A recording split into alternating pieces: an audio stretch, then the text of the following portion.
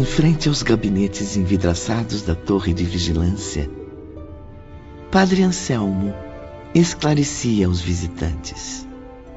Onde permanecem esses terríveis espíritos malfeitores? Por não disporem de poderes espirituais verdadeiros, esses infelizes se concentram, geralmente, em locais pavorosos da própria Terra, Mário.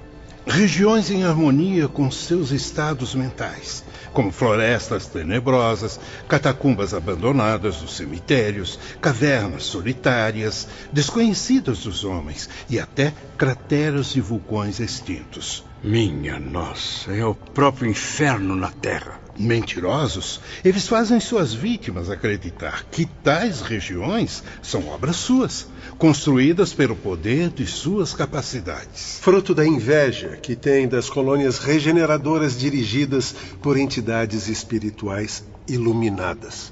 E o que seres tão abomináveis fazem com as vítimas? O que pode ser pior do que o Vale Sinistro? Eles as aprisionam, as torturam de todas as formas. Aplicam-lhes maus tratos físicos, usam da obscenidade, germinam a loucura nas pobres mentes já torturadas pelo sofrimento. Finalmente, castigam suas presas com punições e tormentos que os senhores jamais poderiam imaginar, muito menos suportar. Mas se tais espíritos são mesmo tão poderosos, como derrotá-los? Nossos trabalhadores especializados, iluminados pelo progresso que alcançaram, não são afetados por esses obsessores. São imunes. Dominam o próprio horror com sua força mental.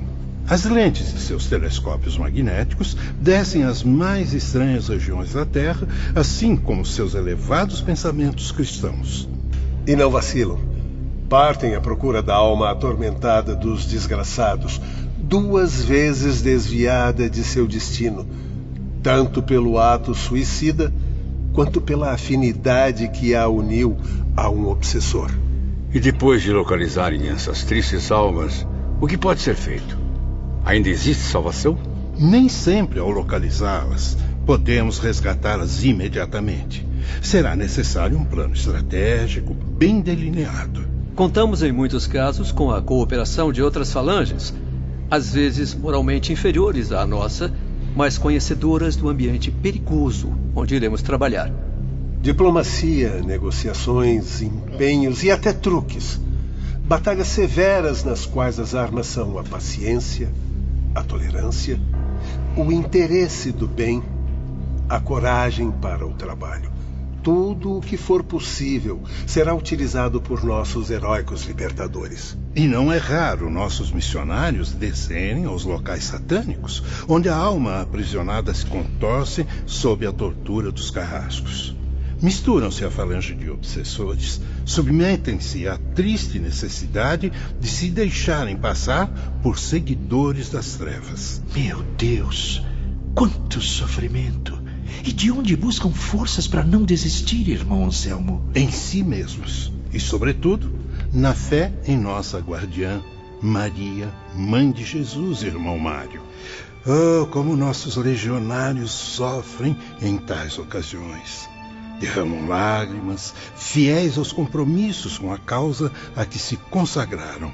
Mesmo assim, não vacilam no posto de missionários do bem e prosseguem enérgicos e corajosos nos serviços a favor de seus irmãos mais fracos. E após lutas inimagináveis, resgatam os sofredores que não se encaminharam a tempo para o Vale Sinistro.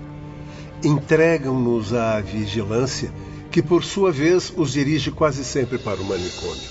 Mas por que ao manicômio? Estariam essas criaturas em estado tão ruim? Eu diria péssimo, Camilo. Os pobres desgraçados saem enlouquecidos das teias obsessoras em que se deixaram aprisionar. E o que é mais importante, irmãos, arrebanhamos também os próprios obsessores, os algozes, que nada mais são do que espíritos audaciosos de homens maldosos que viveram envolvidos nas trevas do crime, afastados de Deus. E se, além de obsessores, eles forem também suicidas? Pergunta brilhante de um professor genial. Nesses casos, irmão Belarmino, que não são poucos, nossa colônia poderá detê-los. hospedamos esses espíritos aqui mesmo, na vigilância, em local apropriado, pois não possuem afinidades para nenhum outro plano melhor do que este. São elementos perigosos, indesejáveis em locais onde se promove a recuperação moral de outros condenados. Por isso ficam mantidos sob severa custódia e procuramos, na medida do possível, fornecer-lhes forças para que se reabilitem. E daqui não se elevarão a planos superiores enquanto não reencarnarem e não ficarem livres do peso dos crimes que cometeram. E quais serão suas atividades aqui até partirem rumo à nova existência terrestre? Passarão por um período instrutivo. A instrução deles, porém, será limitada a um pequeno aprendizado em torno de si mesmos, noções das leis do Evangelho, além de serviços prestados no globo terrestre sob a supervisão rigorosa de nossos assistentes. É verdade que alguns chegam até a trabalhar no regimento de sentinelas? Sim, meu amigo. Como soldados perseguem outras falanges obsessoras que conheçam, indicam-nos antros nocivos que sabem existir aqui e em outras esferas mais distantes. Assim colaboram com valor à nossa causa. E isso, é bom esclarecer, será levado em conta na programação de penitências que sofrerão. No caso de serem somente obsessores, não suicidas, o que ocorre com esses espíritos? Neste caso, não temos permissão para asilá-los. No entanto, nosso serviço de socorro irá encaminhá-los aos postos de abrigo existentes nas zonas de transição, espécie de postos policiais do mundo invisível. Uma vez nesses locais, distribuídos em toda a parte, terão o destino que melhor convier à sua condição de espíritos inferiores. Pobres desgraçados. Ficarão então desamparados? Irrecuperáveis? Jamais, irmão. O destino desses obsessores será condizente com as leis da afinidade, da justiça e, sobretudo, da fraternidade. Seguiu-se curto silêncio. Camilo e seus companheiros estavam perplexos com aqueles ensinamentos que, na verdade, valiam por uma aula de vasto saber. Sim, meus filhos. Assim é que fatalmente teria de acontecer, pois o próprio Nazareno afirmou que o bom pastor deixa o rebanho obediente, amparado em seu redil, e parte em busca da ovelha perdida, só descansando após reconduzi-la, salva dos perigos que a cercavam. E acrescentou, para a justiça e glória de nossos esforços em cooperar com ele: das ovelhas que meu pai me confiou, nenhuma se perderá. Entardecia. As sombras se acentuavam no horizonte. Todos desciam para o próximo pavimento, enquanto Camilo permanecia curioso. Desculpe-me, mas gostaria de investigar ainda mais os detalhes de um assunto que me chamou a atenção. Esteja à vontade, meu caro Camilo. Como os diretores do Instituto chegam a saber que alguns espíritos suicidas são aprisionados por falanges hostis, encontrando-se desaparecidos? Mantemos técnicos nesta torre com a missão exclusiva de procurar os desaparecidos, auxiliados pelos aparelhos infalíveis que acabou de conhecer. Cada técnico tem as regiões demarcadas que deverá examinar e, após serem encontradas, elas serão visitadas e remediadas. Mas de quem partem as ordens de busca? Diretamente dos diretores? Geralmente, vem de mais alto. Da piedosa mãe da humanidade, a governadora da nossa legião. E quanto aos suicidas que não estão sob os cuidados diretos de nossa guardiã? O guardião da legião a que pertencerem poderá suplicar o favor de Maria em prol dos miseráveis. Afinal, existe fraterna solidariedade entre as instituições do universo sideral. Bem diferente do que ocorre entre as organizações terrestres. Da mesma forma, por mais desgraçado e esquecido que seja um delinquente, existirá sempre quem o ame e se interesse por ele, dirigindo preces a Maria, ou até mesmo a Jesus e ao Todo-Poderoso em seu favor. E no caso de o suicida não ter parentes nem amigos encarnados, não ter deixado na Terra alguém que sinta piedade da sua desgraça? Mesmo assim, Camilo, no além haverá quem ore por ele. Amizades antigas, temporariamente esquecidas por conta da encarnação, seres queridos que o acompanharam em existências remotas na Terra, seu protetor, o fiel anjo da guarda, que lhe conhece todos os passos e pensamentos. Todos lhe prestarão socorro em nome de Deus. Ainda não compreendo como somos resgatados, como descobrem nossas condições de suicidas recém-desencarnados, a ponto de sermos socorridos tão prontamente. Quando as súplicas são dirigidas a Maria, ordens são imediatamente enviadas a seus mensageiros espirituais. Em seguida, seus legionários distribuem as recomendações aos vários postos de socorro aos suicidas. Nelas estão contidas informações importantes, como o início das atividades em torno do espírito sofredor, bem como seu nome, nacionalidade e data da tragédia, o local e o gênero do suicídio escolhido. Incrível! Jamais imaginei que existisse estrutura tão perfeita após a morte. Morte? Mas somos todos imortais, meu amigo. Lembre-se disso sempre. Permita-me esclarecer outra dúvida. E se a súplica for dirigida a outro espírito elevado?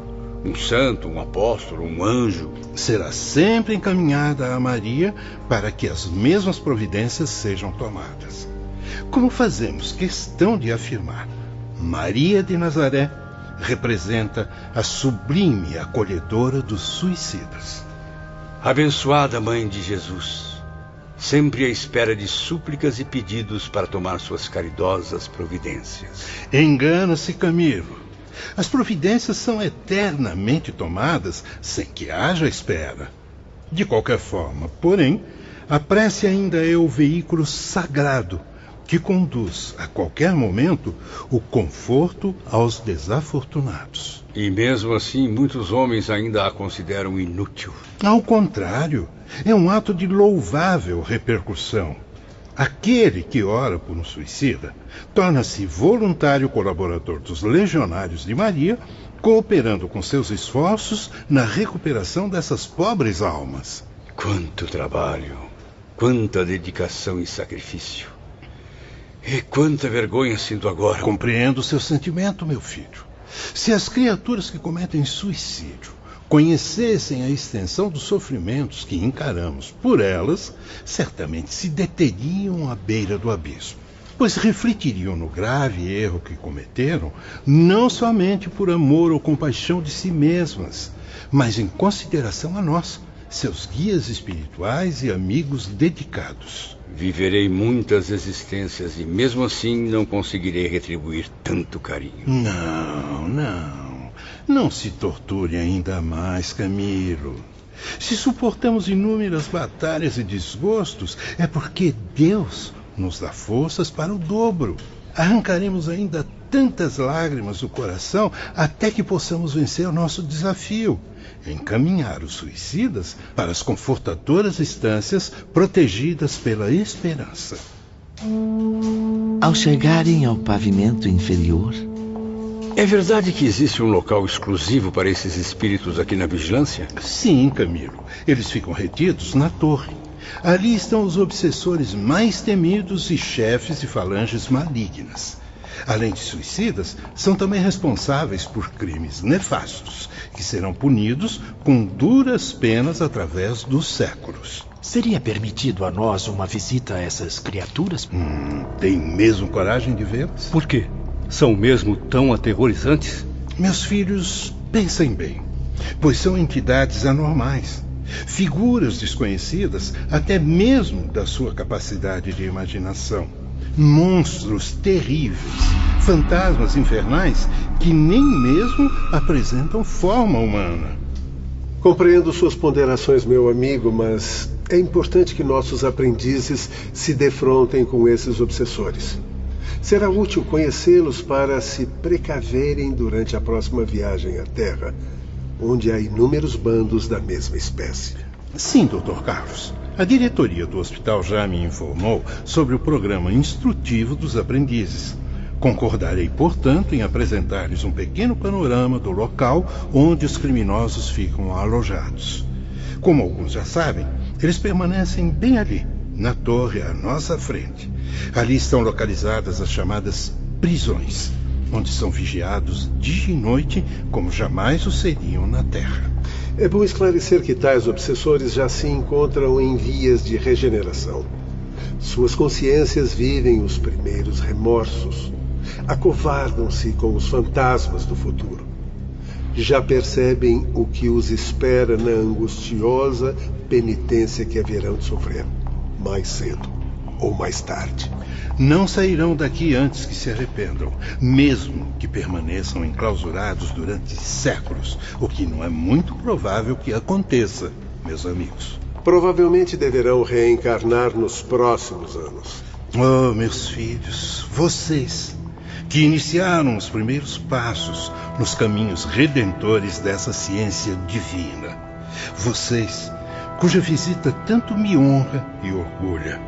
Colaborem comigo e meus auxiliares.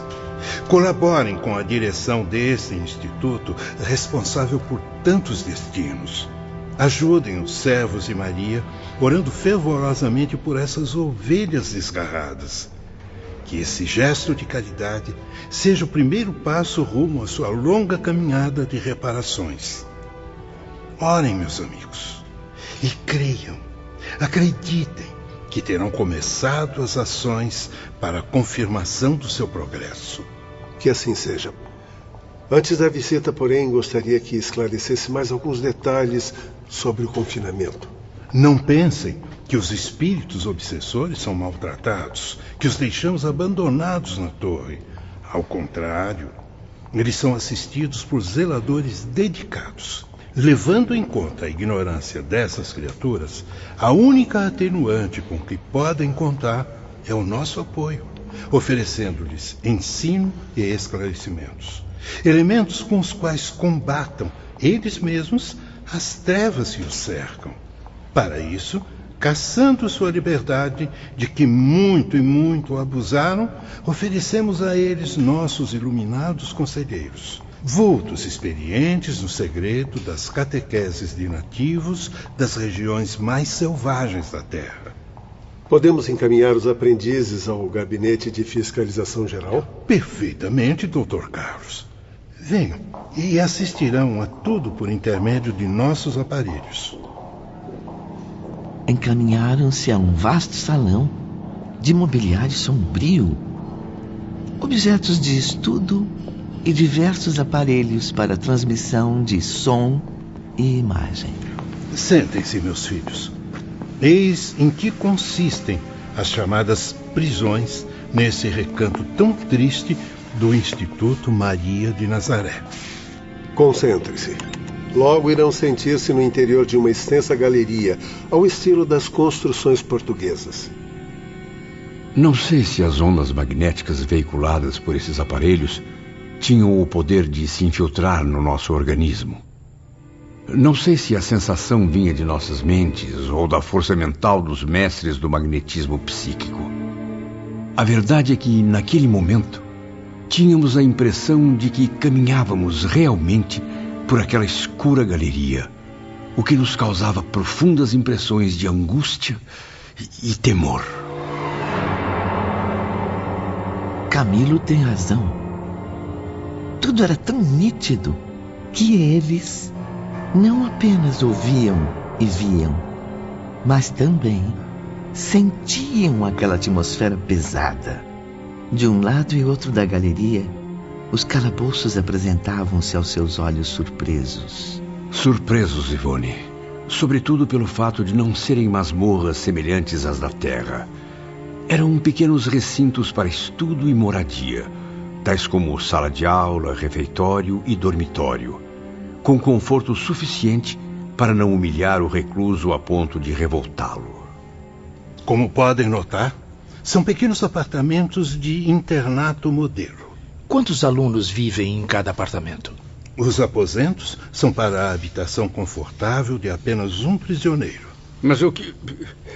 Vejo aqui um educandário, não uma prisão. Sim, cumprimos as leis de amor e fraternidade sob as normas educadoras do Mestre Jesus. Onde estão as grades, as sentinelas? Realmente não há nada disso, Camilo. Como percebe, não nos cumpre castigar quem quer que seja, por mais criminoso que se mostre, uma vez que nem o Cristo o fez. Rodeados de amplas janelas e balcões arejados, esses aposentos parecem mais indicados à meditação e ao estudo. O silêncio é um convite ao recolhimento. Nosso dever é instruir e reeducar, levantando o ânimo enfraquecido, o caráter vacilante, por meio de esclarecimentos sadios inspirados na prática do bem. Afinal, o próprio delinquente já traz dentro de si a punição e o castigo com o inferno em que se converteu sua consciência. É incrível. Vejo dezenas de missionários generosos afeitos à prática educativa e não carcereiros a se imporem pela violência. Para que atormentar o condenado com mais castigos e represálias? Ele próprio é que se julgará e em si mesmo aplicará as punições que merecer. Eu estou um tanto confuso. Como o próprio obsessor terá discernimento para julgar e condenar a si mesmo? Querem um exemplo real dos mais sugestivos? Então prestem atenção. Padre Anselmo aproximou-se de um dos sofisticados aparelhos e acionou um botão luminoso. Aos poucos, tornou-se nítida a imagem de um vulto masculino reproduzida no espelho magnético. Era uma figura normal, no vigor dos 40 anos de idade.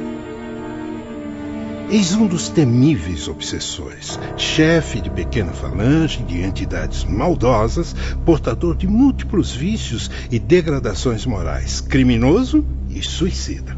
Arrastou ao seu abismo quantos desencarnados e encarnados pôde seduzir e convencer a segui-lo. Lembro-me dele logo que chegou ao Instituto. Tentei por diversos anos me aproximar, oferecer-lhe os tratamentos necessários, porém jamais obtive êxito.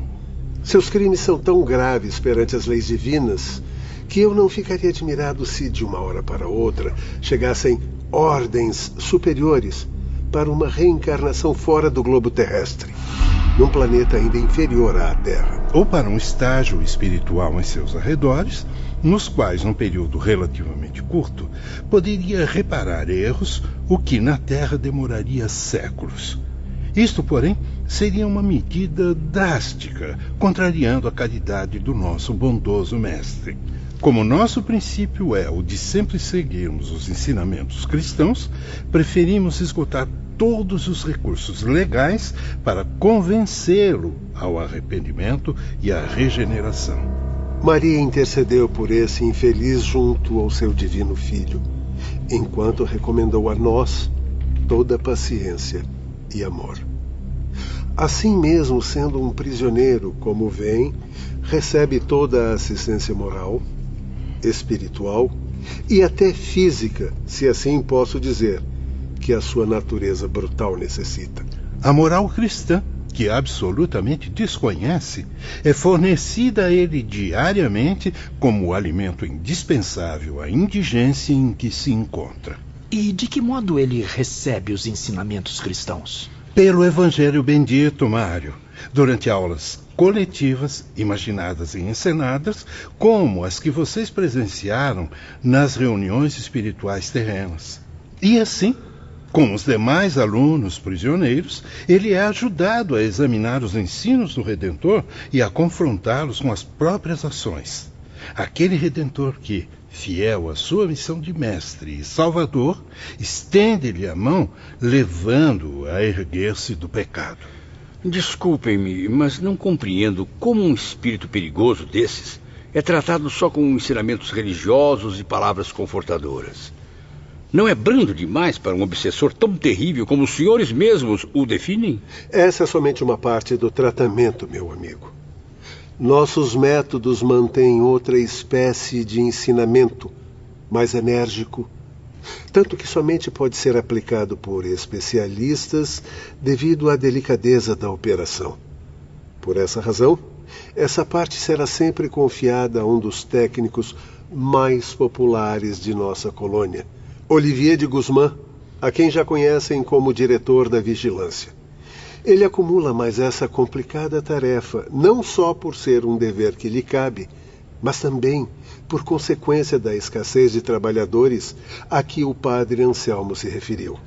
Apreciem, então, o que se passa agora no apartamento desse réu aluno e avaliem por si mesmos. Sentado à mesa de trabalho, tendo as faces entre as mãos, demonstrando desânimo ou preocupação profunda. Cabelos despenteados, cheios e ondulados, semblante atormentado por pensamentos angustiantes. Ali estava o prisioneiro, bem ali, à frente de Camilo e dos demais aprendizes, como se estivesse presente no mesmo salão. Surpreendidos, todavia reconhecemos nesse terrível obsessor apenas um homem, simplesmente um homem. Ou um espírito que foi homem. Sim, Ivone, mas não um ser fantástico. Um espírito separado das formas carnais, é certo, mas trazendo o aspecto humano, grosseiro e pesado, revelando a inferioridade moral que o distanciava da espiritualidade. Vestia-se exatamente como no momento do suicídio. Calça de fino tecido de lã preta, o que indicava haver sido na terra figura de elevado trato social, e camisa de seda branca com punhos, além de rendas no peito. A julgar por seus trajes, concluímos que sua permanência nas sombras do plano invisível estaria por volta de 1 século. E essa conclusão, Ivone, confesso, deixou a todos profundamente comovidos. Comovidos e impressionados, se me permite revelar, meu amigo. Afinal, na altura do coração, apesar do longo tempo decorrido, a trágica marca denunciava aquele condenado como integrante da falange de suicidas. O sangue, vivo e fresco, como se houvesse começado a jorrar, naquele momento, derramava-se de um largo orifício produzido por um punhal. Realmente a cena nos chocou. O sangue derramava-se sem parar, apesar do tempo, como se reproduzisse a impressão da tragédia sobre a mente alucinada daquele infeliz. Logo depois, o instrutor espiritual que o assistia entrou em seu apartamento. Olivier de Guzmán, nobre alma, sempre a serviço dos mais desgraçados. Piedosamente ia de aposento em aposento com a tarefa de esclarecer os rudes corações dos delinquentes com a luz do conhecimento. Fisionomia séria, atitudes gentis. Olivier, que como os demais superiores vestia a indumentária dos servos de Maria, era como um pai, um honesto conselheiro a quem quisesse ouvi-lo. O antigo obsessor levantou-se com respeito, fazendo reverência própria de um homem gentil, cortês. A paz do Senhor esteja contigo, Agenor Penhalva. Vejo que está um tanto contrariado, não muito disposto a falar. Não há problema. Tem todo o direito. Sente-se, pois a aula de hoje será exatamente sobre isso. Os direitos do indivíduo. Está disposto a ouvir?